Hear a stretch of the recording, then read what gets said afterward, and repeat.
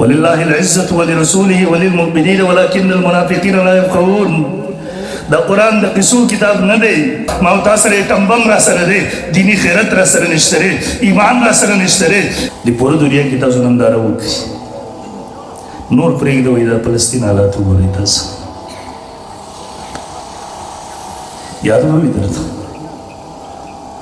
زمونږ حکمرانان خو چلو حکمرانان خو مجبور دي، زمونږ ستا نوجوانانو څه حالت دی هسې تاسو ته به یاد وي. تېره میاشت کې هغه په یوه شپه باندې چې بمباري وشوه 600 کسان شهیدان شوي په دا یوه شپه. هغه منظر تاسو کې شاید چا په فیسبوک سهار ته کتلی و. په یو کور ټول خلک شهیدان شوي وو. یو ماشوم بچی و، د ده نه یو بل ماشوم بچی و، دا ګوتې کټ شوي وې په وینو کې دواړه سره وو. دا کور یې رالوېدلی و، ټول شهیدان وو، دا دوه پکې بچ وو.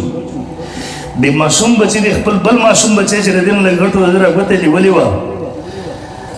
د تسلۍ په نظرونو یې ورته کته چې دا بل رور خو مې تسلي راکړي. دا هغه شپه وه زمونږ د پاکستان او د بل ملک د کرکټ میچ و. ما په دغه سهار سوچ کوو د دې کور هغه بچي چې رب ته ورغلي څه به ویلي.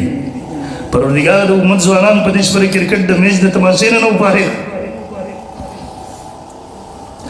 مسلمان د بېحسۍ د حد ته قسم دی نن رسېدلی دی، په خپل مقدساتو د ننګ نه ورځي، غیرت نه ورځي. دومره یعنې یو مسلمان کرکټ بین الاقوامي جواري چې د دې کتل هم جایز نه دی، علما ناست دي د بوس ورنه وکړه. ستا په زړه کې مسلمان نوجوان چې څومره د کرکټ درد دی، دومره کاش کې د قبله اول لپاره درد راغلی وی. دا خو د الله پیغمبر فرمایلي وو زما امت به د قبله اول په حوالې سره د ازمایښتو سره مخامخ کېږي. زما د امت د زړه نه به کله هم د قبله اول وقت او اهمیت به د وځي. زما امت ته که دلته یو پټ ځای میلامیږي دا به ټوله دنیا ورکړي، لیکن دغه یو پټ به ورنه کړي. هغه نوجوان مسلمان دا دی، دا د کرکټ د میچ ته اهمیت هم بیت الله قبله اول ته نشي ورکولی. او یقین وکړه حالات دغسې دي لکه د یو چا کور ته چې څوک رادننه شوی پردی، د ده د زنانو بېعزتي د ده د مخې کوي سر عام، د ده په بچو باندې ظلم او بربریت کوي. دی ورته ګوري دا هم ورته نه شي ویلی ظالمانه ته څه کوي. قسم دی نن عالم اسلام دقسې د خاموش تماشایي کردار ادا کوي. ولې په مونږ ذلت مسلط شو؟ مونږ ذهن کې اوس دا دي مونږ سره ټکنالوژي نشته دی، مونږ سره مونږ مسلمان به یو هم دغسې ذلیله به یو. یقین وکړه دا سوچ د غلامۍ ما او تا ته هله راکړی شوی دی کله چې مونږ د قرآن نه لرې شوي.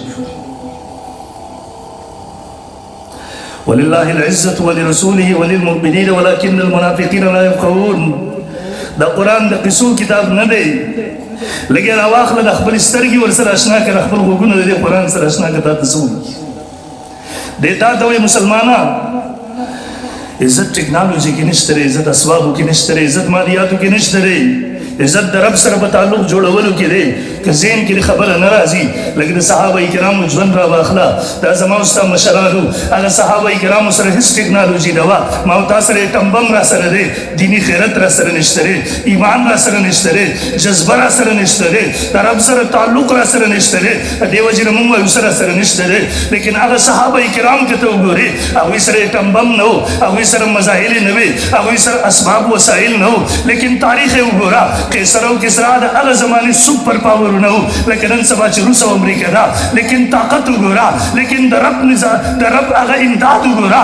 دغه د وخت قیصر او کسرا د وخت سوپر پاورونه قسم دی دا زما رب د صحابه کرامو خپو ته راوستی و. مسلمان خپل تاریخ اوچتکه، دا د وخت مغروره کافران، دا د وخت متکبره کافران، دا د وخت سرزوري کافران قسم دی دې زما او ستا مشرانو ته ټیکس او جزیه ورکړې ده.